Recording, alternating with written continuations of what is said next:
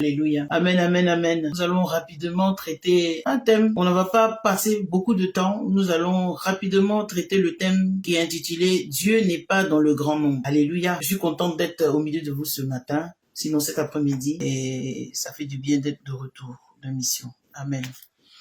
Oui, Dieu n'est pas dans le grand nombre. Nous avons tendance à croire que là où il y a la foule, c'est là où que le Seigneur Jésus se trouve. C'est là où la présence de Dieu se trouve. Mais la Bible nous dit le contraire, alléluia. La Bible nous dit le contraire. Ça veut dire que quand la Bible nous dit que lorsque Dieu avait choisi David pour le mettre comme roi en Israël, il avait envoyé Samuel dans la maison de son père Ésaïe. Et quand il est arrivé dans la maison d'Ésaïe, l'Ésaïe a sorti tous ses fils. Ils avaient d'une belle apparence, ils étaient gaillards, ils étaient costauds. Ils avaient tout ce qu'il fallait selon l'homme pour être les rois en Israël. Mais la Bible dit que Dieu dit qu'il les avait rejetés. Et Dieu a dit à son serviteur, ne regarde pas l'apparence, parce que vous les hommes, vous regardez aux apparences. Mais moi, Dieu, je regarde au cœur. Alléluia. Donc le nombre, quand nous voyons des nombres, des assemblées où il y a du monde, nous pensons que Dieu est là.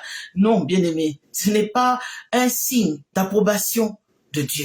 Alléluia. Et c'est ce que nous allons regarder cet après-midi. Dieu n'est pas dans le nombre. Alléluia. Et notre texte de base, c'est dans le livre de Juges au chapitre 7, du verset 2 à 8. Juges au chapitre 7, du verset 2 à 8. Je lis la parole de Dieu au nom de Jésus. La Bible dit, l'Éternel dit à Gédéon, le peuple que tu as avec toi est trop nombreux pour que je livre Madian entre ses mains. Il pourrait en tirer gloire contre moi et dire, c'est ma main qui m'a délivré. Publie donc ceci aux oreilles du peuple. Que celui qui est craintif et qui a peur s'en retourne et s'éloigne de la montagne de Galade. 22 000 hommes parmi le peuple s'en retournèrent et il en resta 10 000. L'Éternel dit encore à Gédéon, le peuple est encore trop nombreux. Fais-les descendre vers l'eau.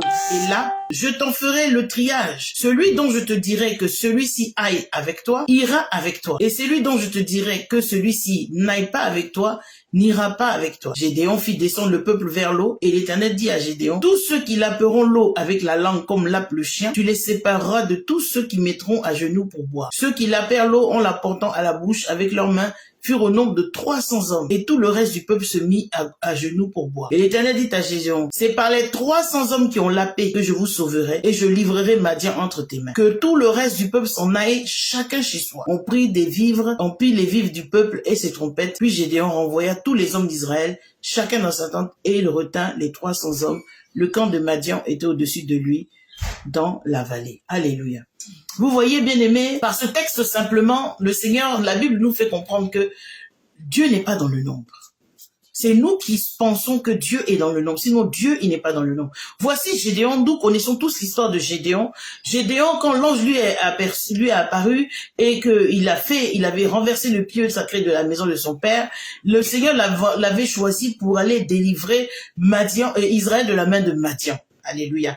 Donc voici Gédéon qui a ramassé une grande armée, une armée nombreuse pour aller attaquer l'armée de Madian, pour aller attaquer l'ennemi. Mais le Seigneur lui dit, le peuple que tu as avec toi est trop nombreux. Alléluia. Le peuple que tu as réuni, Gédéon, ils sont trop nombreux. Pourquoi? Parce que le Seigneur, dans tout ce que nous faisons, la gloire doit toujours revenir au Seigneur. Alors, lorsque le Seigneur voit que la gloire peut lui échapper, la reconnaissance peut lui échapper, alors il réduit le nombre. Alléluia. Amen.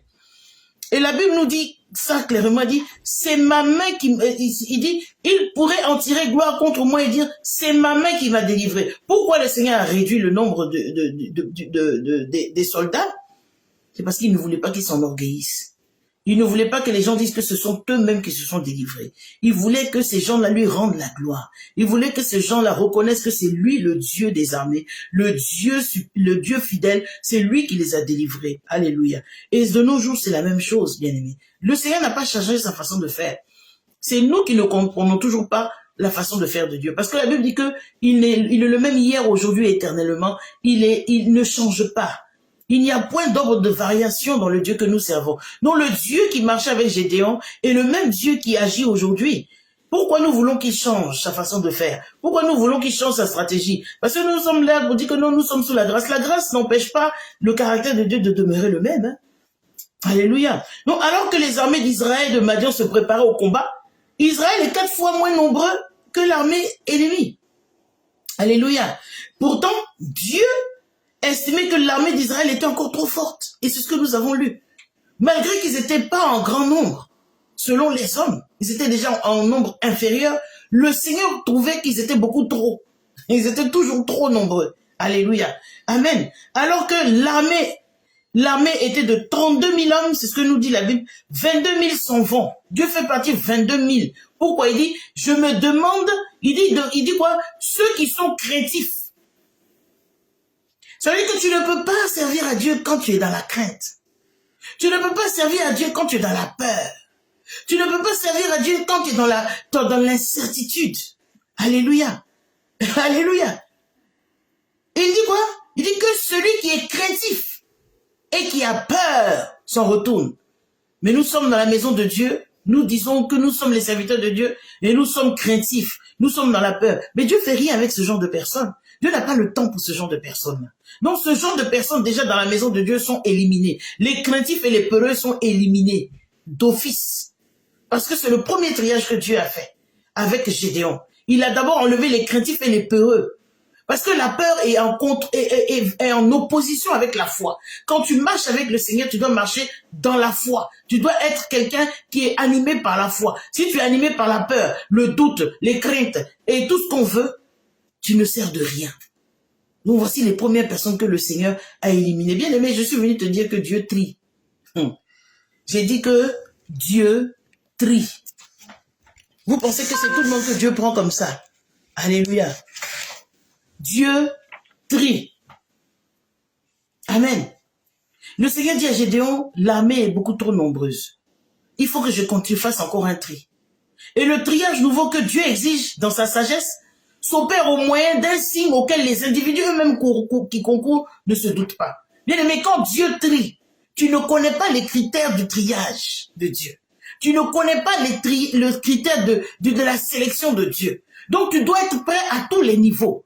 Parce qu'ici, le Seigneur a donné des instructions bien claires. Il dit ceux qui vont se mettre à genoux là, pour boire, mets-les de côté. Ceux qui vont se mettre debout, qui vont laper comme des chiens, mets-les aussi de côté. Vous voyez, ils étaient dans un concours de sélection, mais ils ne connaissaient pas les règles de sélection.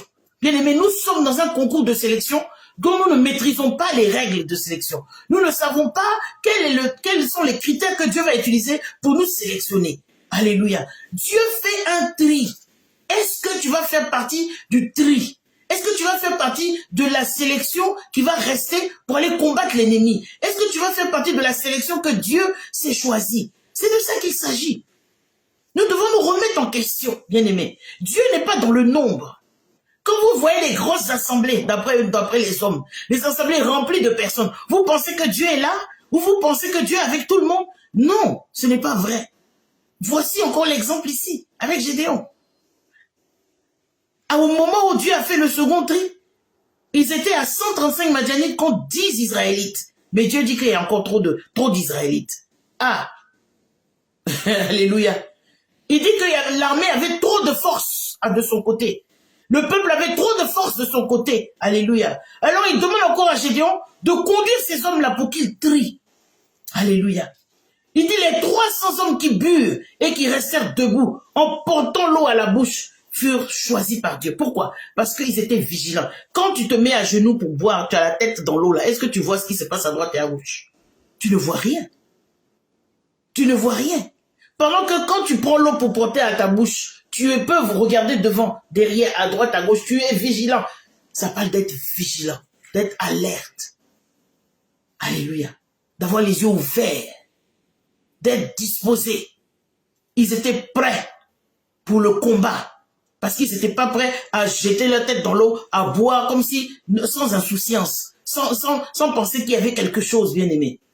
Bien-aimé, je suis venu te dire cet après-midi que Dieu fait un tri. Est-ce que tu vas faire partie du tri? Est-ce que tu vas faire partie des gens sélectionnés? Parce que nous sommes dans plein de considérations, mais nous ne regardons pas la parole de Dieu. Nous ne respectons pas les principes de Dieu. Nous sommes dans les considérations humaines. Oh, lui, là, il est comme ça. Oh, celui-là est penché. Oh, celui-là est rentré ici. Oh, lui, là, est sorti par là. Oh, moi, je suis ceci. Oh, moi, je suis mieux que lui, là. Moi, je suis là. On passe tout notre temps à critiquer les gens, à juger les gens, à vilipender les gens. Mais tout ça, là, Dieu note. Dieu note. Il dit la mesure que tu auras pris pour mesurer ton semblable, c'est cette même mesure qu'il va prendre pour te mesurer. Donc si demain tu es récalé, si demain tu n'es pas sélectionné, il faut t'en prendre qu'à toi-même. Il faut t'en prendre qu'à ta langue. Il faut t'en prendre qu'à ta personne. Il faut arrêter de chercher les sorciers à droite et à gauche. Alléluia. Tu es ton propre sorcier. Alléluia. Dieu est venu faire un tri. Au temps de Gédéon, Dieu a trié. En notre temps, Dieu trie encore. Et il continue de trier. Est-ce que tu vas faire partie du lot qui sera trié pour le dernier réveil? Alléluia. C'est là la question. La Bible dit que les 300 qui ont été sélectionnés sont restés. Les autres ont abandonné leur corps. Leur corps, c'est comme les cordes, là, vous voyez, les corps. C'est des gens qui soufflaient pour alerter, un instrument d'appel de l'armée à l'époque. Ils soufflaient dedans, bon, c'est dedans, ce sont les corps et leurs provisions. Alléluia, ils ont laissé leur cruche. Alléluia. Et ces choses qu'ils ont laissées ont servi aux 300 hommes. Alléluia. À porter leurs vivres. Parce que les cruches servaient à porter les vivres. Alléluia. Donc ils les ont laissés. Ceux qui ont été congédiés ont laissé tout cela qui a servi aux 300 autres. Alléluia. Dieu est venu faire un tri bien-aimé. Parce qu'il n'est pas dans le nombre. Dieu n'est pas dans la populace. Dieu n'est pas dans la foule. Quand vous êtes traîné sur les réseaux sociaux et vous allez sur des prédications qui n'ont ni tête ni queue, et là, il y a 4000 personnes qui sont connectées parce qu'on leur dit ce qu'ils ont envie d'entendre. On leur dit qu'il faut qu'ils voyagent. On va leur dire qu'ils vont devenir riches demain. On leur dit qu'ils vont se marier. On va leur dire qu'ils vont voyager. On va leur dire toutes sortes de bêtises qu'ils ont envie d'entendre, bien aimés. Mais là où on va vous dire la vérité, vous n'y êtes pas. Parce que vous n'aimez pas la vérité. La Bible dit que dans les derniers temps, les gens vont aimer les fables. Ils vont aimer qu'on leur dise ce qu'ils ont envie d'entendre. Et c'est ça, ce sont ces temps-là que nous vivons. Dieu est venu faire un tri bien aimé. Est-ce que tu vas faire partie du tri? Il faut que tu sois prêt à accepter la vérité. Il faut que tu sois prêt à changer. Il faut que tu sois prêt à t'ausculter, te mettre en face de la Bible, qui est ton miroir, et puis regarder ce qui ne va pas chez toi. Au lieu de passer ton temps à chercher ce qui ne va pas chez les autres. Alléluia. Cherche à voir ce qui ne va pas chez toi. Pourquoi tu es toujours recalé? Pourquoi ta vie, c'est un éternel recommencement? Pourquoi ta vie n'avance pas? Mais ta vie est toujours aussi miséreuse. Il faut chercher à regarder ce qui ne va pas chez toi. Alléluia. Ça ne peut pas toujours être la faute des autres. Ça ne peut pas toujours être la faute des autres. Alléluia. Dieu fait un tri. À ce moment précis de l'histoire de Gédéon bien-aimé, il devait être malade. Parce que déjà même Gédéon, il était craintif et était peureux. Hein? Alléluia. Donc déjà même, Dieu a dû lui dire, bon, quand je dis les craintifs et les peureux, là, Gédéon, je ne parle pas de toi, toi tu restes. Parce que c'était un peureux. Alléluia.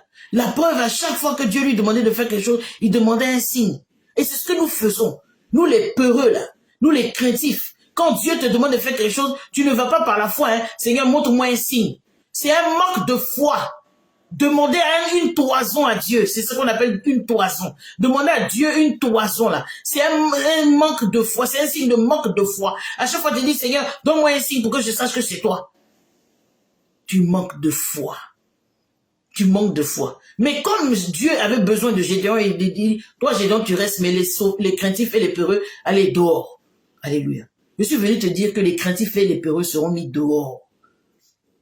Ne feront pas partie de l'armée pour le dernier réveil. Les craintifs et les peureux. Ceux qui ne sont pas braves, qui ne sont pas courageux, qui ne sont pas prêts à tout abandonner pour suivre le Seigneur, ils ne feront pas partie. Les calculateurs. Alléluia. Ceux qui aiment calculer.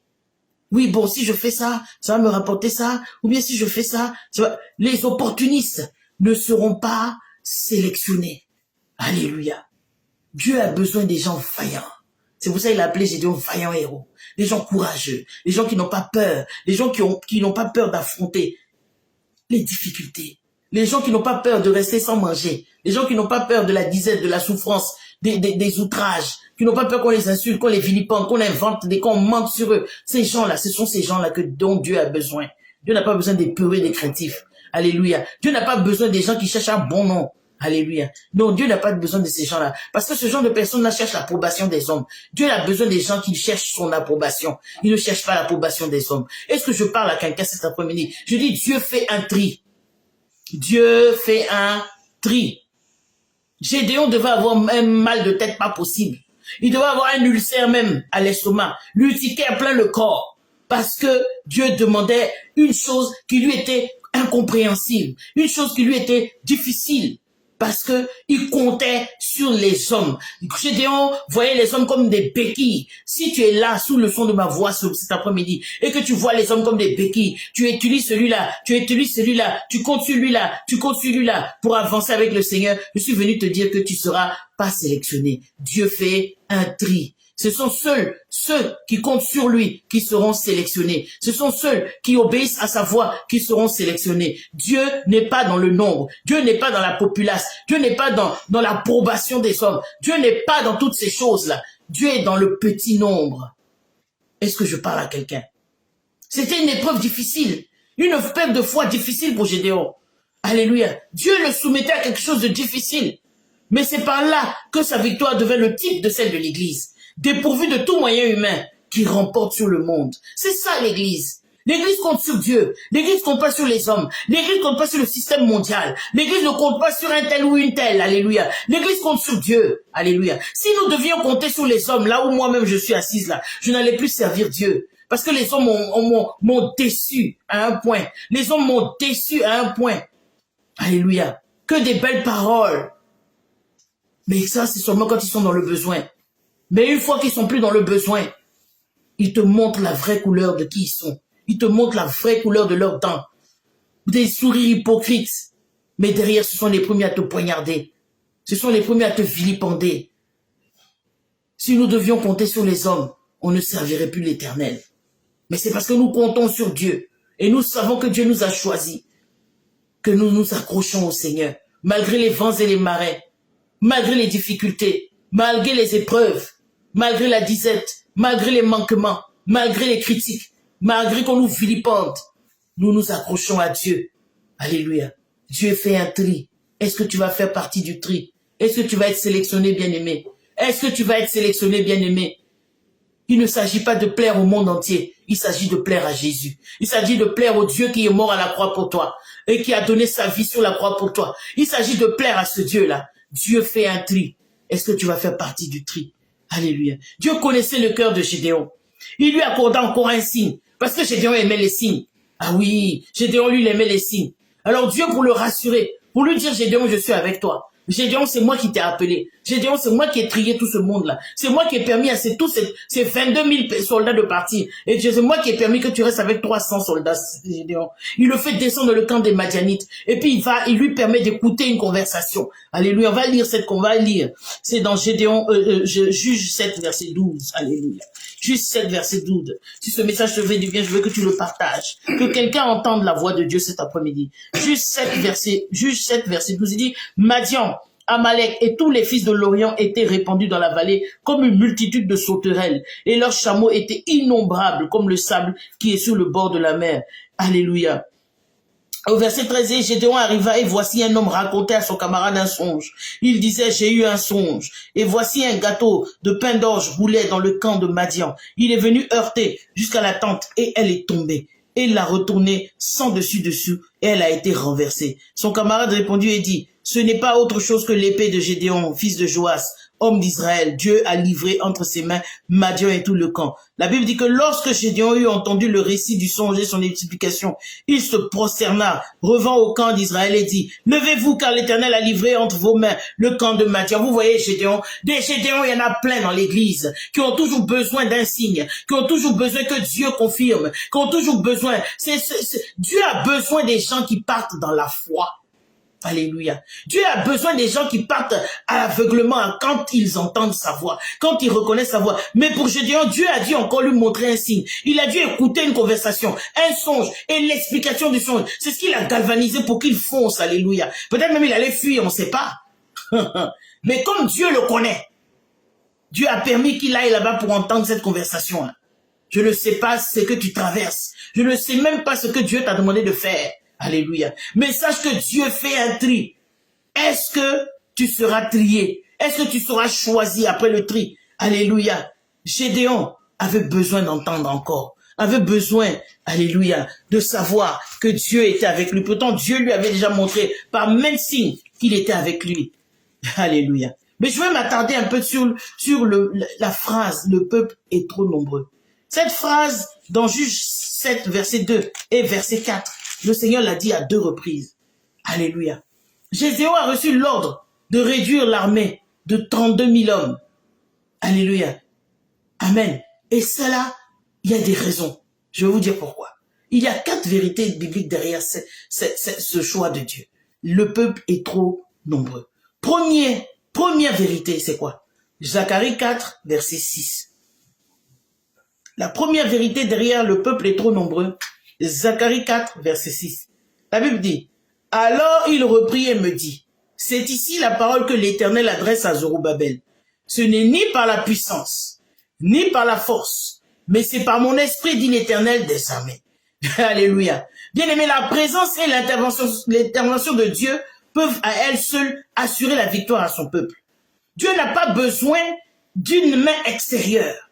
Dieu seul est capable de nous donner la victoire. Alléluia. Lui seul est capable d'intervenir en faveur de son peuple. Et c'est pour ça que Dieu avait réduit, l'une des raisons pour lesquelles Dieu avait réduit l'armée de 32 000 hommes à 300 hommes. Alléluia. Le Seigneur est capable d'agir avec puissance par l'intermédiaire d'un petit nombre de gens consacrés. Est-ce que tu es consacré? Est-ce que tu es consacré? Le Seigneur ne cherche pas une foule. Il cherche seulement un petit nombre de personnes consacrées.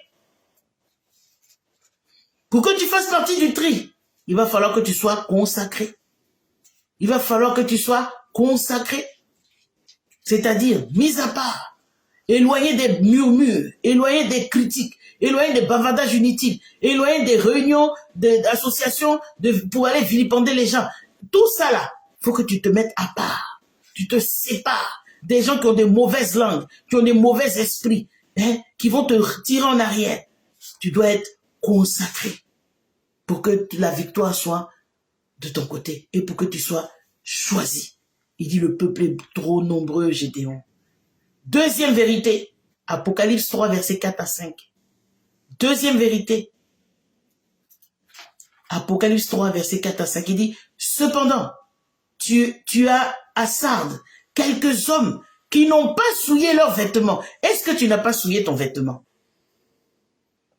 Ils marcheront avec moi en vêtements blancs parce qu'ils en sont dignes. Est-ce que nous sommes dignes de porter des vêtements blancs? Celui qui craindra sera revêtu ainsi de vêtements blancs. Je n'effacerai point. Celui qui vaincra, sera revêtu aussi de vêtements blancs. Je n'effacerai point son nom du livre de vie. Je vais m'arrêter là un instant. Pour ceux qui disent que Dieu va jamais effacer le nom du livre de vie là. Si c'était le cas, il n'allait jamais dire je n'effacerai point son nom du livre de vie. Ça veut dire qu'il peut effacer le nom du livre de vie.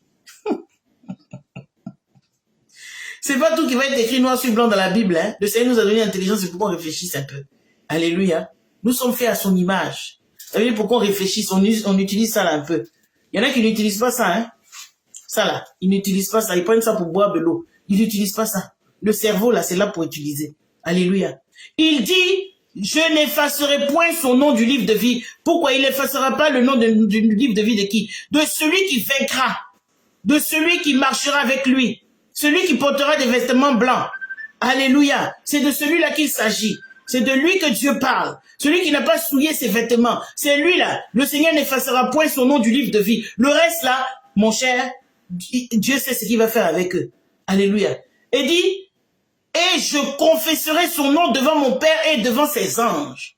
Ça veut dire qu'il y a des noms que le Seigneur ne va pas confesser. Il y a des noms que le Seigneur ne confessera pas devant son Père ni devant les anges. Apocalypse ici, c'est Jésus qui parle. Alléluia. C'est la vigilance spirituelle et la consécration. Nous parlons de la vigilance spirituelle et de la consécration. Et non le grand nombre qui compte avant tout pour Dieu. C'est la consécration et la vigilance spirituelle qui compte pour le Seigneur. Pas le nombre. Pas le nombre. Si on t'avait dit qu'il faut qu'il y ait une foule pour que Dieu soit là, pendant que Dieu lui-même dit, là où 2 ou 3 sont réunis en mon nom, moi je suis là. Il a besoin seulement de 2 personnes. Il a besoin seulement de 3 personnes qui sont consacrées, qui sont disposées pour lui. Il ne cherche pas une foule. Parce que la foule, c'est dans la foule qui a les murmures. C'est la foule qui vient à l'église pour manger. C'est la foule qui vient à l'église pour chercher les voyages. C'est la foule qui vient à l'église pour chercher les mariages. C'est la foule qui vient. Parce que quand là où on dit, là où il y a ce genre de thème bête là, c'est là-bas les gens sont remplis comme des fourmis mania. Mais là où on dit la vérité, là où on dit change de vie, sois transformé, laisse le Saint-Esprit venir transformer ta vie, change de vie, sors du péché. Il n'y a personne. C'est là-bas Dieu se trouve. Alléluia. C'est là-bas Dieu se trouve. Là où il y a la sanctification. Là où il y a la consécration. Là où il y a la vérité. Il dit, je vous connaîtrai la vérité et cette vérité-là vous affranchira. C'est de ça qu'il s'agit. Mais nous n'aimons pas la vérité, nous aimons les mensonges. Nous aimons là où on va vous dire, non, nous sommes dans le Nouveau Testament. Ce n'est plus le temps de payer les dîmes et les offrandes. Parce que nous sommes cupides. Nous voulons garder notre argent pour nous-mêmes. C'est pour ça, c'est là-bas, c'est dans les coins comme ça, on aime aller. Là où on va vous embellir l'évangile. Là où on va vous dire ce que vous avez envie d'entendre. Ce n'est pas ici. Ici, c'est City of Truth Ministries. Et ce qu'on va dire ici, là, c'est ce que la Bible dit. Voilà. C'est apprendre-nous à laisser. Tu aimes ou tu n'aimes pas, oh, c'est ce qui est là. Alléluia. Parce que nous voulons faire partie du tri. Nous voulons faire partie de la sélection. Nous voulons faire partie de l'armée des derniers temps. Nous sommes prêts à payer le prix. Et nous payons le prix. Croyez-moi, nous payons le prix. Nous payons le prix. Nous payons le prix. Troisième vérité. Le peuple est trop nombreux. Philippiens 4, verset 13. Philippiens 4, verset 13. Je puis tout par celui qui me fortifie. Notre seul recours et notre seule force pour affronter tous les défis de la vie se trouve en Dieu et en Dieu seul. Nous ne cherchons pas les hommes comme béquilles. Nous ne cherchons pas à nous accrocher à un tel. Nous ne cherchons pas à nous accrocher à un tel. Nous ne cherchons pas, nous comptons pas sur quelqu'un. Nous comptons seulement sur Dieu. Nous comptons seulement sur Dieu. Alléluia. Je ne peux vous raconter même ce que j'ai vu. Ça fait 10 jours que je suis rentré de mission. Aujourd'hui, ça fait 10 jours que je suis rentré de mission. Mais ce que j'ai vécu dans la maison ici en 10 jours, je ne peux pas vous raconter. Vous n'allez même pas me croire. Alléluia. Les difficultés que je rencontre depuis les 10 jours que je suis rentré, vous n'allez même pas me croire.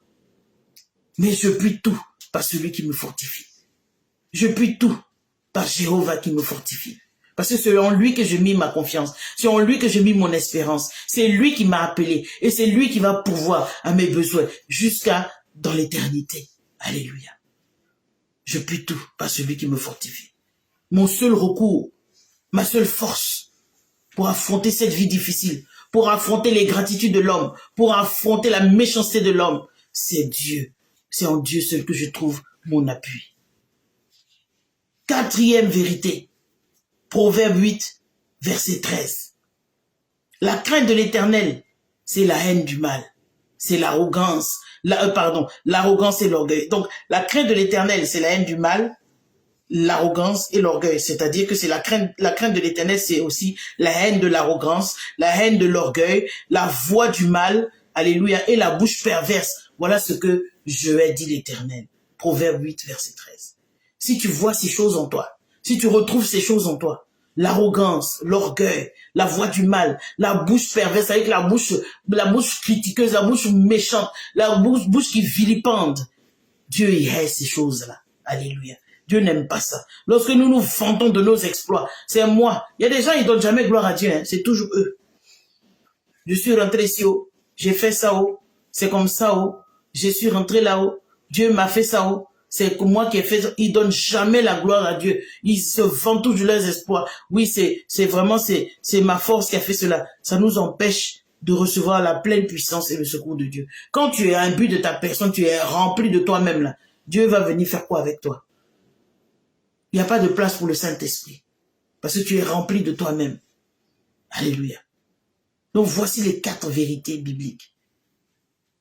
Voici les raisons pour lesquelles le Seigneur a réduit l'armée de 300 000 hommes de Gédéon à 300 hommes.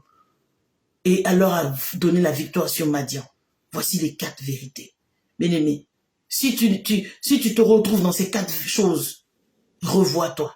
Si tu te retrouves dans ces 4 choses, commence à chercher la face des dieux. Commence à te repentir. Commence à demander au Seigneur de te changer. Commence à demander au Seigneur de t'épurer. Alléluia. Quelle leçon devons-nous tirer de ce texte? Je vous ai dit, je ne serai pas très long aujourd'hui. Quelle leçon devons-nous tirer de ce texte? L'Éternel dit à Gédéon, Le peuple que tu as avec toi est trop nombreux pour que je livre Madian entre ses mains. Israël pourrait en tirer gloire contre moi et dire, c'est ma main qui m'a sauvé. Bien aimé, l'orgueil peut entacher l'œuvre.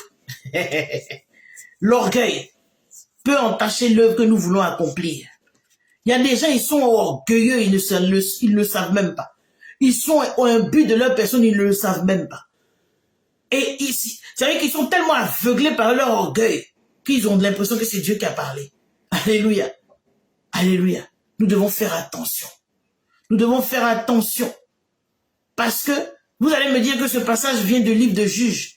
Mais l'apôtre Paul a pris la leçon que le Seigneur est en train de donner à Gédéon. Quand nous lisons Colossiens 1, 28 à 29, Colossiens 1, 28 à 29, l'apôtre Paul dit, c'est lui que nous annonçons en avertissant tout homme et en instruisant tout homme en toute sagesse, afin de rendre tout homme parfait en Christ. C'est à cela que je travaille, en combattant avec sa force qui agit puissamment en moi. Vous voyez, l'apôtre Paul là, il travaillait pour rendre les gens parfaits en Christ. Il travaillait pour enseigner les gens, pour que les gens soient assis dans les Écritures, pour que les gens soient attachés à la parole de Dieu. Il ne travaillait pas pour dire aux gens, vous allez voyager, vous allez avoir l'argent, vous allez recevoir ceci. Bon, c'est la fin de l'année, hein, vos dîmes, vos offrandes, les offrandes sacrificielles. Venez tisser alliance avec Dieu. Un homme ne peut pas tisser une alliance avec Dieu. Si on t'a dit d'aller tisser alliance avec Dieu, bien aimé, je suis simplement venu te dire que la personne a besoin de ton argent, c'est tout.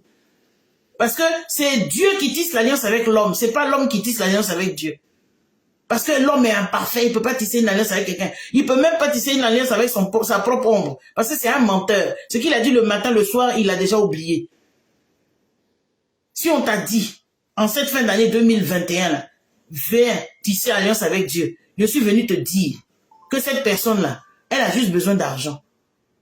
Parce que tu ne peux pas, en tant qu'être humain, toi, tisser une alliance avec Dieu. C'est impossible. Ce n'est pas biblique, c'est pas vrai. C'est un mensonge. Alléluia. Non, si tu ne sais pas quoi faire avec ton argent, va donner ça aux pauvres. Ils vont manger. Au lieu d'aller donner ça aux hommes cupides qui sont sur la plateforme, qui se baladent sur Facebook. Les menteurs. Alléluia. Amen. Donc, j'ai dit quoi? J'ai dit, l'apôtre Paul, ici, a exprimé des pensées similaires dans la lettre aux Colossiens. Et l'apôtre a écrit aux Colossiens. Il a écrit aux Colossiens. Après plus de 30 années de vie en tant que disciple de Jésus et près de 13 années de voyage missionnaire, il a été battu par de nombreuses reprises. Il a été emprisonné. Il a été insulté. Alléluia. Il a tout vécu. Il a tout rencontré. En tout cas, il n'y a pas quelque chose que l'apôtre Paul n'a pas vu. Mais l'apôtre Paul, il a vu. Et il voulait aider les Colossiens à voir que le bien produit par son travail était fait de l'œuvre de la puissance de Dieu. L'apôtre Paul comprenait que tout ce qu'il faisait là, c'était l'œuvre de la puissance de Dieu. Tout ce que nous faisons dans la maison du Seigneur doit être l'œuvre de la puissance de Dieu. Ça ne doit pas être une gloire pour l'homme. Ça ne doit pas être une gloire pour l'homme. Et de nos jours, les chrétiens que nous sommes, ou les assemblées peuvent être tentés de mettre leur confiance dans le grand nombre. Là où vous voyez du monde, oh Dieu est là-bas, parce qu'il y a du monde là-bas. Aussi se dirait qu'il y a 3000 vues, c'est que Dieu est là-bas. Mon ami, ce n'est pas vrai. Alléluia. Ce n'est pas vrai. La preuve, il y a des gens qui font des discours politiques, il y a 3000 personnes là-bas, est-ce que Dieu est là-bas? Non. Alléluia. Amen. Donc, ne soyons pas tentés de mettre notre confiance dans le grand nombre. Ne soyons pas tentés de mettre notre confiance dans les niveaux d'éducation. Ne soyons pas tentés de mettre notre confiance dans la capacité financière. Parce que tu ne sais pas quelle est la source de leur argent. Tu ne sais pas quelle est la source de ce qu'ils font là. Quelle est la source? Tu ne sais pas. Alléluia. Ne sois pas tenté de mettre ta confiance dans ton passé ou dans tes capacités à discerner. Non. Malgré que Gédéon, alléluia, était un peureux, oui, c'était un peureux. Alléluia. Donc ici, malgré lui, Gédéon nous apprend la leçon que c'est uniquement la main de Dieu qui peut nous aider à réaliser quelque chose en son nom. Uniquement la main de Dieu qui peut nous aider à réaliser quelque chose en son nom. Nous devons nous contenter de prendre nos pots, nos torches, nos corps et faire ce que Dieu nous demande de faire. Alléluia. Est-ce que je peux répéter ceci? Je dis, nous devons nous contenter de prendre nos pots, nos torches, nos corps et faire ce que Dieu nous demande de faire. Tout comme les 300 hommes qui ont été sélectionnés par Dieu, les 300 hommes qui ont été tirés, qui ont été retenus parmi les 32 000 hommes. Nous devons prendre nos pots, nos torches, nos corps et faire tout ce que Dieu nous demande de faire. Nous devons simplement obéir. Nous devons nous consacrer. Nous devons nous abandonner dans la main du Seigneur. Nous devons croire en ce que Dieu nous a dit. Et nous devons avancer avec le Seigneur, simplement. Parce que Dieu n'est pas dans le nombre. Dieu est dans sa sélection. Il est dans ceux qui le craignent. Il est avec ceux qui marchent avec lui, avec crainte. Alléluia. Avec crainte, avec consécration. Alléluia. Donc éloigne-toi des murmures, des bavardages inutiles, des mensonges, de toutes sortes de choses. Et abandonne-toi totalement dans la main de Dieu. Et afin que tu sois son choix dans les derniers temps que nous vivons. Que Dieu vous bénisse. Et encore, Dieu n'est pas dans le nombre. Bonne fin de soirée, bonne fin de journée. Oh non, je voulais qu'on finisse avec le cantique là quand même. Allez, on va finir avec lui. On va finir avec le duo prophétique, hein. Ouais.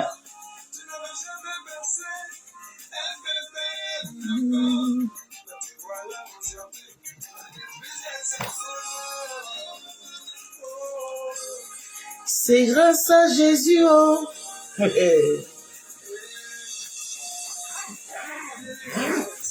Merci. Merci, merci, merci. Merci, oh. Merci, oh. Merci, oh. Je ne détiens aucun droit sur ce cantique, hein. C'est le cantique du griot prophétique. N'eût été Jésus. Ouais, je lui dis merci. Parce que si je vis aujourd'hui, c'est grâce à Jésus. Merci Jésus. Merci Jésus.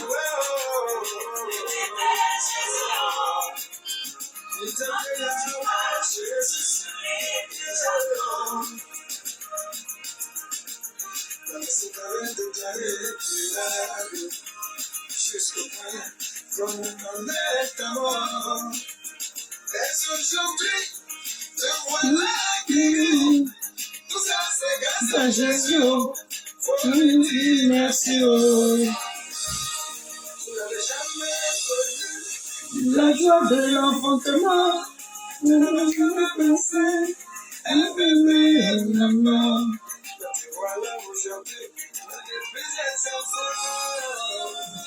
Oh, c'est grâce à Jésus. Oh.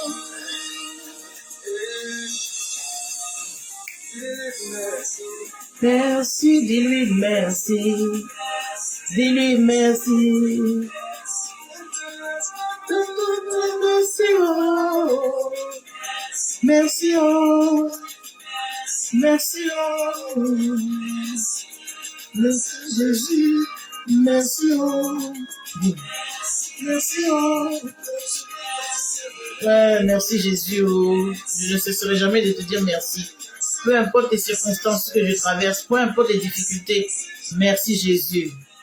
Merci, Jésus. Oh. C'est parce que tu m'as choisi que je traverse ces difficultés-là. Ne te lasse pas de lui dire merci. Que Dieu vous bénisse. Amen.